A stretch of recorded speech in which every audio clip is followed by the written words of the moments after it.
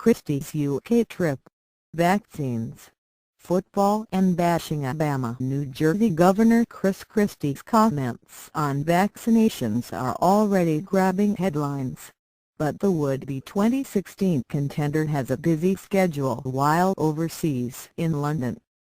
On the trip, billed as trade mission, Christie also criticized President Barack Obama's negotiating skills, arguing that Obama has been weak in recent talks involving Iran and Cuba.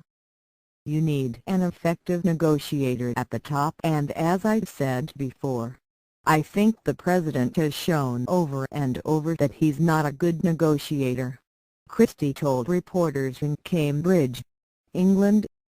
"If you see the reaction from Raul Castro, it doesn't seem like he's saying thank you. How can I make Cuba freer? It seems he now wants Guantanamo Bay, and it sounds to me like he now wants reparations and compensation," he continued, addressing Obama's push to ease the Cuban embargo. "So the president is not proving himself to be the most adept negotiator in my mind on behalf of American interests." Christie is in the United Kingdom for a 3-day swing that will offer the governor, who recently launched a political committee ahead of a potential White House run, a chance to polish his foreign policy credentials. Later Monday he meets with Prime Minister David Cameron at 10 Downing Street, as well as U.S. Ambassador Matthew Barzun and members of the Prime Minister's cabinet. Asked about vaccinations, Christie said he and his wife vaccinate their children, but he understands that parents need to have some measure of choice as well. "So that's a balance the government has to decide." Christie, an avid sports fan, started his trip watching Arsenal defeat Aston Villa 5-0 in a Premier League game. He also stayed up late to watch the Super Bowl game, he told reporters Monday morning. Christie ventured across the pond a couple of days after Mitt Romney announced he wouldn't pursue the 2016 Republican presidential nomination, the decision that opens up funding streams for Christie. The two, who long described themselves as friends, had dinner Friday night.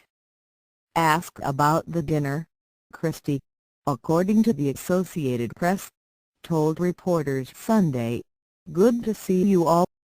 The governor declined to comment further on how Romney's decision affects Christie's chances for 2016.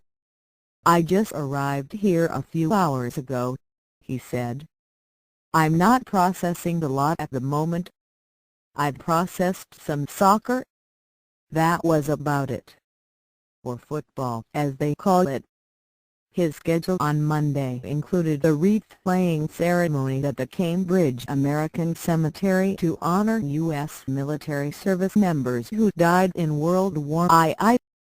The itinerary this week also includes a visit to Hope House, the drug addiction treatment facility that's backed by members of the royal family. Britain's Prince Harry teamed up with Christie in 2013 to tour recovery efforts after Superstorm Sandy severely damaged the Jersey Shore. Unlike his trip to Mexico in September and to Canada in December, Christie is not set to deliver any major foreign policy speeches. Instead, he'll hold roundtable discussions and tour facilities that focus on the life sciences industry, including pharmaceutical and healthcare organizations. The United Kingdom is New Jersey's third-largest trade partner, with more than $7 billion exchanged annually.